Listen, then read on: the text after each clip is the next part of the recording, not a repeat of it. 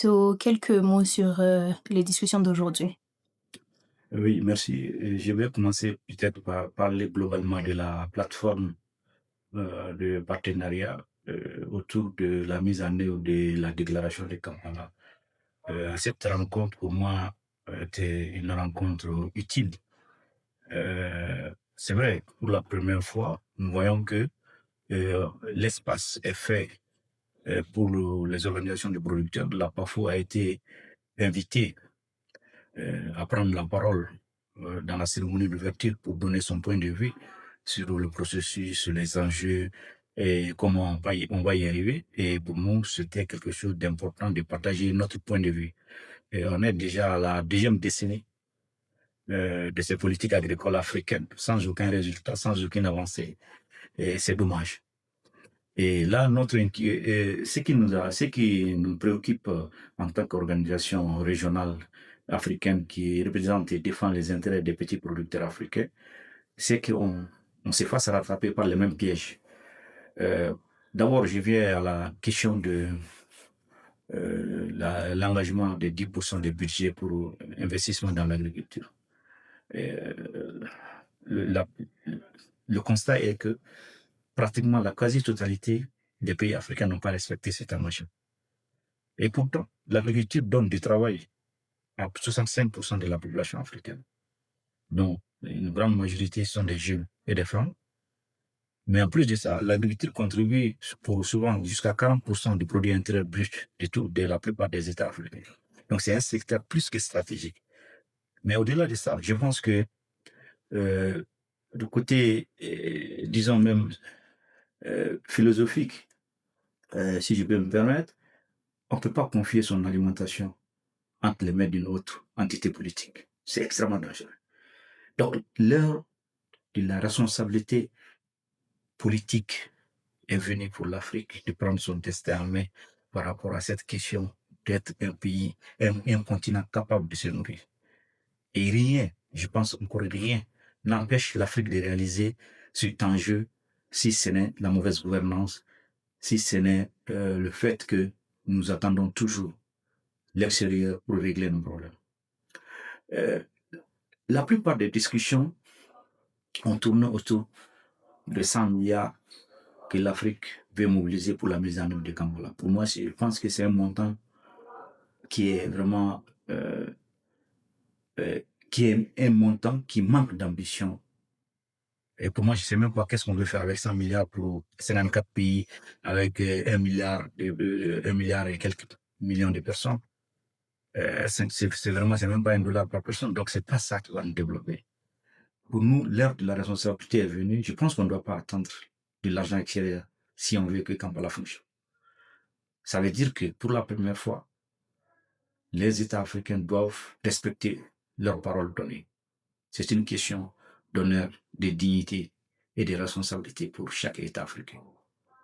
Et cela signifie concrètement que les États africains vont accepter que les budgets soient transparents, l'élaboration des budgets, leur mise en œuvre, leur suivi et leur évaluation. L'argent public doit arriver jusqu'au dernier kilomètre dans les villages africains. Les territoires doivent recevoir leur part de l'allocation budgétaire. Mais plus que ça, nos pays doivent construire des systèmes de financement fiables. Dans le monde entier, il n'y a pas d'exemple de pays ou d'ensemble politique qui s'est développé sans un leadership fort de son gouvernement. Ça n'existe pas. Et en Afrique, il n'y a aucun leadership de nos États pour que l'investissement soit facilité, la création de richesses, que le travail soit créé pour la majeure partie. Il n'y a pas un seul État africain qui le fait. Donc nous devons comprendre là où ça ne fonctionne pas. L'agriculture est une mine d'emplois inexploitée en Afrique. Parce que nous avons une facture d'achat alimentaire qui est un vrai scandale, plus de 100 milliards de dollars.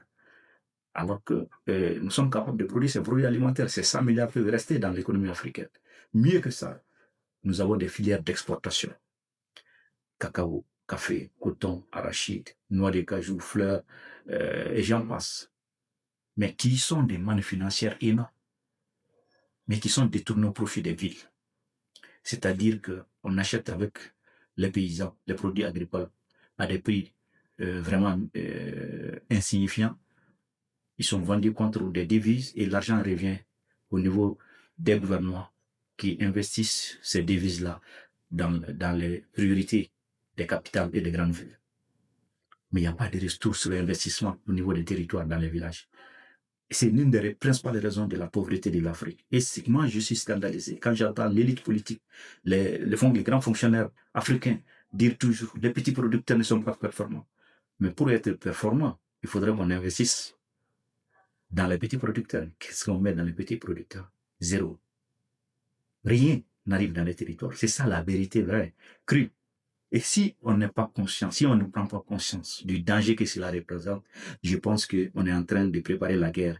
C'est-à-dire l'Afrique doit se poser la question aujourd'hui si elle préfère financer des guerres ou financer l'agriculture.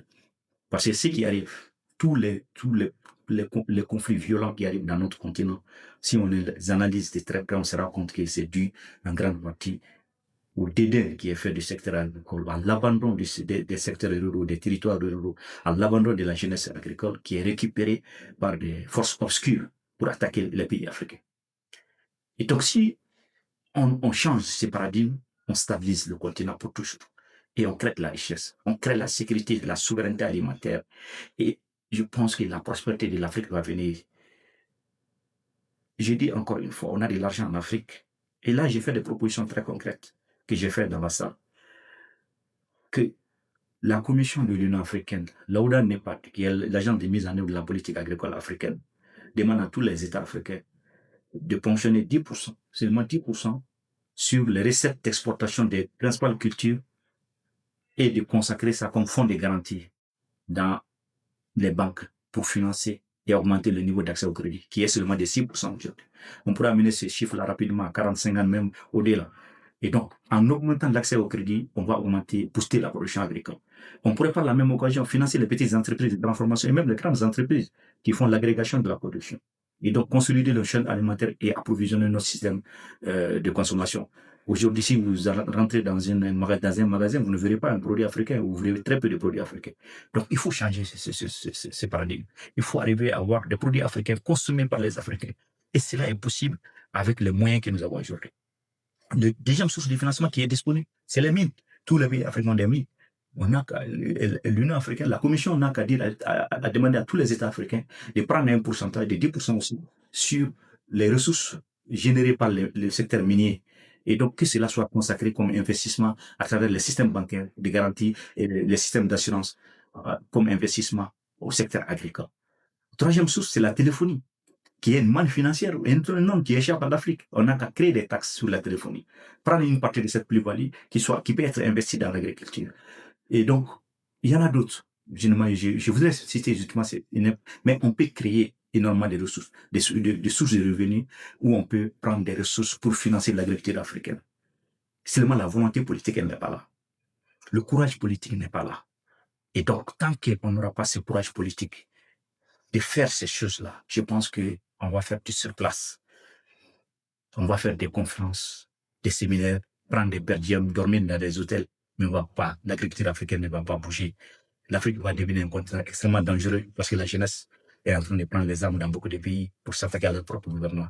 Et cela va augmenter. Et donc, je ne pense pas que ce soit un avenir souhaitable pour notre continent. Nous devons changer les choses, nous devons changer les paradigmes, nous devons changer notre façon de faire. Et nous avons la possibilité de le faire. Mais encore une fois, il faudra qu'on s'écoute.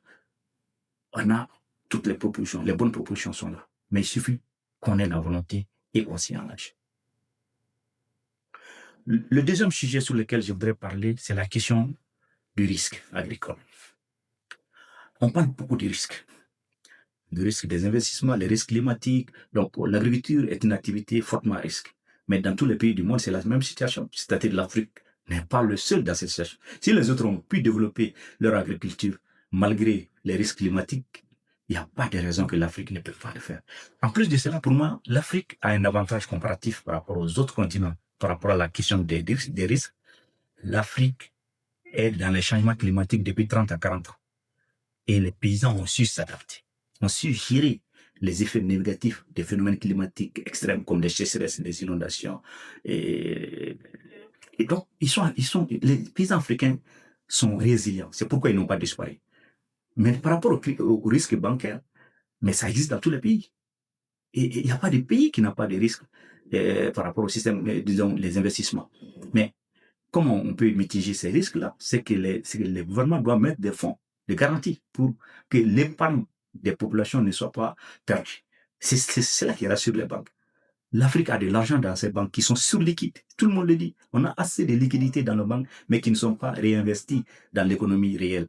Et donc ça, il y a un problème. Les banques placent notre argent dans le système financier international et prennent des intérêts. Alors que ces fonds peuvent être utilisés pour booster l'investissement dans le secteur économique prioritaire de l'Afrique. Et pourquoi on ne fait pas des choses simples comme ça? C'est pas des, ça, on n'a pas besoin d'attendre la Banque mondiale, le Fonds monétaire international, l'Union européenne, l'USAID ou je sais pas qui pour faire des choses comme ça. L'Afrique peut faire, mais il faut encore un leadership politique fort de la Commission de l'Union africaine et qu'on donne à cette institution une vraie liberté et à contrôler et à faire de la redevabilité, à avoir la redevabilité des États. Parce qu'aujourd'hui, ça ne fonctionne pas. Pourquoi? Parce que la Commission n'a pas de pouvoir pour vérifier la redevabilité des États. On se contente des rapports qui sont faits par le gouvernement, qui sont faux la plupart du temps. Quand le gouvernement dit on a consacré 10%, 15% du budget, si vous regardez, c'est tout complètement faux. Si on fait consacrer ces montants-là, on verrait la trace. Mais ces montants ne sont même pas consacrés, et même s'ils sont consacrés, et que même s'ils sont budgétisés, peut-être qu'ils vont dans d'autres filières, mais pas dans l'agriculture. Et donc, il faut changer cela. Et ça, je pense que c'est la question de la gouvernance. L'Afrique doit améliorer sa gouvernance. On ne peut pas continuer à être un continent où tout le monde est convaincu que nous faisons de la mauvaise gouvernance et croire que les autres vont croire en nous. Dès que nous allons être sérieux dans ce que nous faisons, les autres vont venir. Parce que tout le monde est dans les success stories. Tout le monde même aime investir dans ce qui fonctionne. Et parce que c'est en plus, quand ça fonctionne, c'est rentable. Et il n'y a pas de raison que l'agriculture africaine, les chaînes de valeur agricoles, la transformation des produits, la logistique des produits, jusqu'au niveau des consommateurs ne soit pas rentable. Il n'y a aucune raison. Parce qu'aujourd'hui, les Africains consomment. Et il y a même l'émergence d'une sorte de classe moyenne qui a les moyens d'acheter des produits alimentaires de qualité. Donc, on a tout pour nous en sortir. Et nous sommes déjà dans les marchés d'exportation, mais avec des produits de cru, c'est-à-dire des produits de base, comme les produits, les matières premières. Mais c'est pas ça qui va nous développer. On peut pas être premier producteur de coton si on ne fait pas un mètre de tissu. Et être premier producteur de cacao alors qu'on ne produit pas une barre de chocolat. Être premier producteur de café alors qu'on n'est pas capable de faire une boîte de café solide. Voilà. Donc, c'est des choses simples pour que nous devrons être déjà capables de faire, mais que nous ne sommes pas capables de faire. Et il n'y a pas de raison objective à cela, en dehors de la mauvaise gouvernance. Donc, il faut que l'Afrique travaille sa gouvernance. Parce qu'on ne peut pas rester dans la situation actuelle qui est déjà explosive. Moi, je viens d'une région, le Sahel, qui est déjà confrontée à ces problèmes. Et c'est pas faute d'avoir parlé avec les États. Depuis 35 ans, nous disons au gouvernement, faites attention, investissez dans l'agriculture, le risque est grand. Il va y avoir des explosions, il va y avoir des guerres ici. Mais on ne nous a pas écoutés. Et aujourd'hui, on est dans la guerre. Et elle va nous faire prendre peut-être 2 décennies de retard, alors qu'on aurait pu avancer. Donc, moi, je pense que l'heure de la responsabilité politique est arrivée. Nous devons, pour la première fois, changer réellement notre mindset, notre façon de réfléchir, notre façon d'agir. C'est pas les idées qui manquent, c'est l'action. Il n'y a pas d'action.